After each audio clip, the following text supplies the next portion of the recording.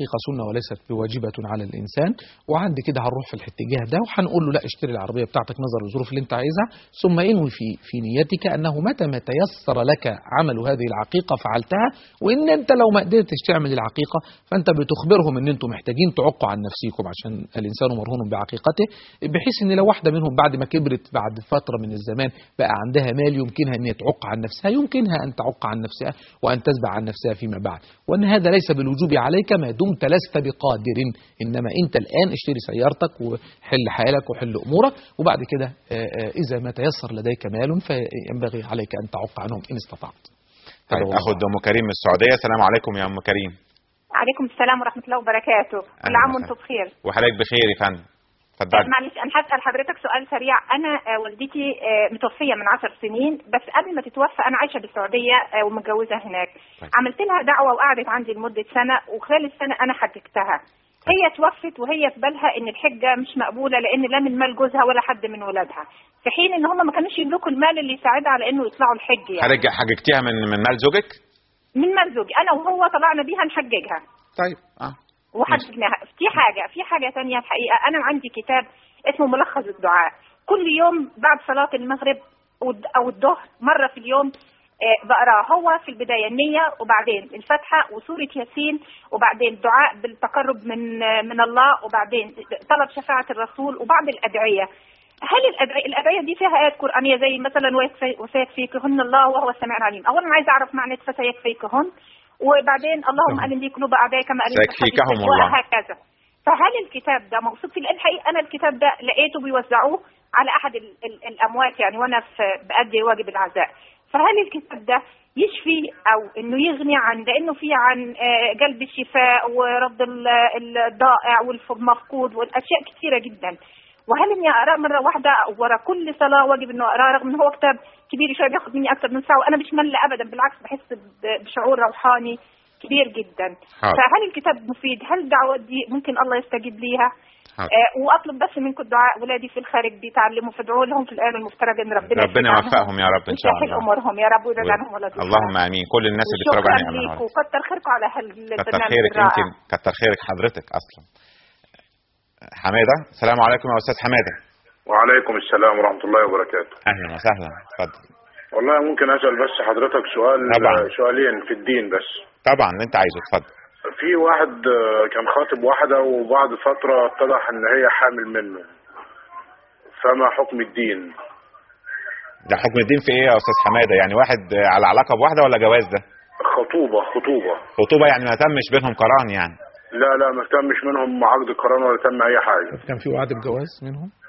طب خد راحتك معاه بقى يا شيخ أشرف. كان في وعد بجواز من وليها يعني؟ كان في وعد جواز خطوبة تم يعني. كان في وعد بالزواج وبعد كده انفصلوا من الخطوبة وهوب لقيتوا البنت حامل. فالسؤال ايه بقى دلوقتي؟ عاوزين نعرف بس حكم الدين في الموضوع ده. حاضر نجاوب حضرتك. يعني طيب نجاوب ام كريم الاول. دلوقتي هي بتتكلم ان هي حججت والدتها باختصارا يعني من مال زوجها، هل في ده شبهه ولا في اي حاجه؟ لا ليست في شبهه، دي انسان ممكن ياخد حاجه هديه من حد، بس هي بتقول هي توفيت وفي نيتها ان دي مش ست، هي مش بتاعتها انها القبول. ست عندها احساس عالي، حساسه قوي. وست من السيدات اللي هم بتوع الزمن الجميل المحترمين اللي ما يحبوش يتقلوا على حد. يعني ست فيها صفات كويسه، صفات طيبه، فهي شعورها الداخلي. لا انا مش بتكلم على كده، انا بتكلم ده ليه علاقه لا يمنع من القبول، لا يمنع من القبول، ده شيء كويس. ده سؤال عايز اساله لحضرتك، هو سؤال برضه، هو شعوري ان انا صليت صلاه وهي مش مقبوله، او ان انا حجيت حجه وفيها غلط، او ان انا اي حاجه فرض عملتها واحساسي من جوه انها مش مقبوله، ده يقلل منها ولا انا المفروض اطمع في رحمه ربنا؟ اقول لحضرتك الشعور ده قد يكون صحي وقد يكون مرضي. قد يكون هذا الشعور صحي اذا كان المقصد منه ان انت يعني قصرت في حق الله وفي جنب الله سبحانه وتعالى في هذا العمل ونفسك تعمل الاحسن منه. قد يكون مرضي اذا كان بقى ده مستمر في كل حاجه، بقى كل حاجه شايف انها غلط. لا يعني خد بالك حضرتك، انا بتكلم في نقطه صغيره قوي. ساعات اصلي مثلا صلاه احس ان انا ما كنتش منتبه فيها كويس، ما كنتش يعني ده شعور صحي ممتاز. لا مش على الشعور. على قبولها وانا في نيتي تاني ان انا هعيدها تاني في وقت تاني كده ضيعت يعني كاني صفرت العداد فاهمني؟ لا ما صفرتش. ما هو ده هي تقصد كده هنا. لا ما صفرتش العداد ولا حاجه، ده بالعكس، انما كده سقطت عنها فريضه الحج وسقطت عنك الصلاه حينما صليتها، سقطت عنك. عجباني مش عجباني مش مهم. لا مش قصه، القبول عند الله سبحانه وتعالى. لا يعلم احد. حتى لو كانت نيتي ان انا هعيدها لو كانت نيتك وما قدرتش اعيدها، ما هتعيدها ليه؟ ما هو ما ينفعش تبقى ليك نيه انك تعيد الا اذا كنت تركت ركن متعمد وانت عارف ان الصلاه باطله، لكن انت اديت كل اركانها خلاص ما فيش نيه للاعاده. تمام، الله ينور على حضرتك. نعم. طيب بالنسبه بقى زي ما انت سمعت معنا الكتاب اللي هي بتقرا منه وده بيفتح موضوع كبير الحقيقه يعني ياخد وقت، لكن انا الحقيقه الكتاب ما انا ما اعرفوش والايه بس وانا ما رضيتش اسال عليه عشان حتى ما اعملش فتنه. ايوه نعم. ولكن الحقيقه يعني اذا كانت هذه الايات من القران الكريم او ما الى خلافه لا باس، لكن هذا ليس بواجب ان تقراه بعد كل صلاه، ليس بواجب ان تقراه بعد كل صلاه. يعني في ناس، خليني اقولها لحضرتك برضو بطريقه ثانيه، في ناس بياخدوا اوراد ورد ايوه يا جماعه، يعني اوراد، يعني يقول لك انا هقرا الورد الفلاني النهارده الصبح او بالليل او ده بيبقى ملزم ليا على انا طبعا في الورد انا مش هقول انه حرام ولا حلال، لان اقول الناس بتقرا قران مثلا او تقرا ادعيه او مش هتقدر تقول الناس ده حرام الا اذا كان في حاجه بدعه او كده.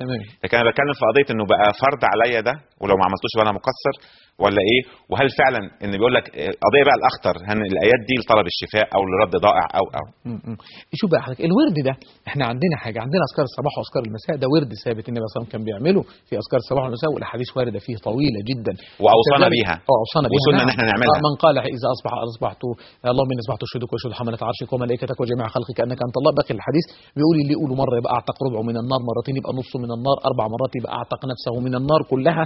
فاذا هناك احاديث طويله يقول سبحان الله بحمده 100 مره، لا اله الا الله وحده لا شريك له 100 مره. كل هذه الاذكار المعروفه لدى كثير من عامه السواد الاعظم من المسلمين ربما يكونوا يعلمونها. ده في القرآن في نص فسبح بحمد ربك قبل طلوع الشمس وقبل غروبها، هذا الورد ثابت لازم نحافظ عليه في الصباح وفي المساء. طيب لو سقط عني في الصباح ينفع ان انا اقوله في المساء، لو سقط في المساء ينفع اقوله ثاني يوم.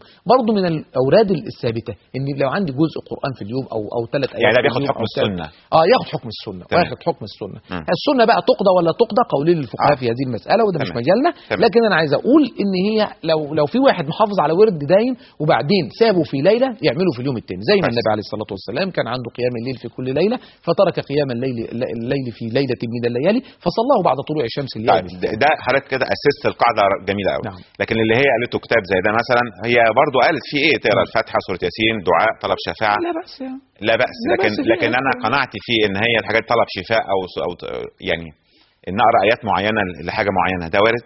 ممكن ينفع، يعني ممكن يبقى شيء عادي جايز، يعني ان انا اقرا كذا او اكل حتى بنيه الشفاء او ادعو بنيه الشفاء ماشي.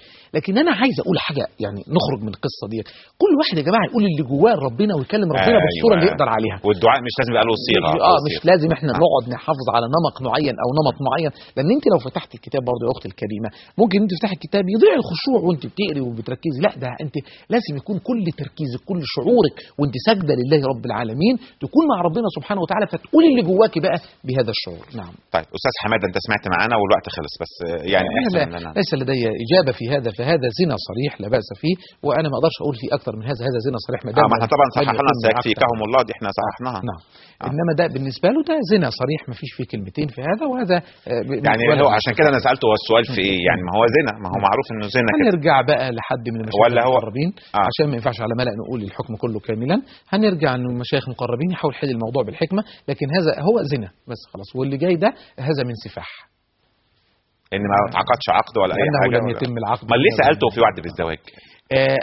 لو كان حصل كنت عايز اقول لو الولي يعني كنت عايز اجيب له مخرج، يعني عايز ادور له على مخرج يعني شرعي، يعني لو كان في وعد ما خلاص ما هو سابها، انت حضرتك قلت انه سابها يعني، لكن لو كان في وعد بزواج وان كان في اتفاق وان هو حط ايده في ايد والدها وان خلاص شكل من اشكال الزواج شكل من اشكال بتاع، وممكن بقى احنا نبدا بقى نوثق بسرعه العقد ويتم، لكن انت بتقول انه سابها.